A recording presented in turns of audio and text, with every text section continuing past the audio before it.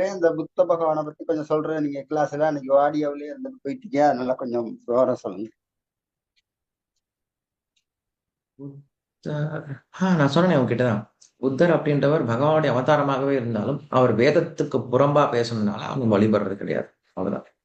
வேதத்துக்கு புறம்பா பேசினாங்கன்னா பகவானே வழிபடுறது கிடையாது. ஏன்னா வேதம் தான் நமக்கு கடைசி சாட்சி.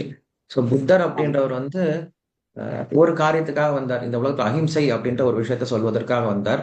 இப்ப புத்தர் என்னன்னு சொல்லவே இல்லை, தன்னை வழிபடுன்னு சொல்லவே இல்லை. அதனால வேதத்தை நாம் முதல் அஹ், அஹ், அதிகாரியா எடுத்துக்கிறோம், இல்ல வேதத்தை நம்ம முதல் பிரமாணமா எடுத்துக்கிறோம். ஸோ அந்த புத்தர் ம். வந்ததுடைய காரணம் என்ன அப்படின்னா, அன்னைக்கு அஹிம்சை அப்படின்ற ஒரு குணத்தை வந்து பிரச்சாரம் பண்ணணும் அப்படிங்கிறதுக்காக வந்தார். அதை செஞ்சுட்டு போயிட்டார். இது போல பகவானுடைய அவதாரங்கள் பல இருக்கு. புத்தரை போல நமக்கு தெரியாத பல அவதாரங்கள் இருக்கு. தெரிஞ்ச அவதாரங்களை வழிபடுறோம். காரணம் என்னது? அந்த அவதாரங்கள்ட்ட இருந்து நம்ம கத்துக்கலாம் அப்படிங்கிற விஷயம். ஸோ புத்தர் கிட்ட இருந்து நம்ம கத்துக்கலாம். என்ன கத்துக்கலாம்? அஹிம்சை அப்படின்னு ஒரு குணத்தை கத்துக்கலாம். அந்த அளவுக்கு தான் நம்ம அவர்கிட்ட கத்துக்க முடியும். அந்த அளவுக்கு நம்ம அவர் வழிபடலாம். வேற அவர்கிட்ட கத்துக்கிறது வேற ஒன்றும் கிடையாது.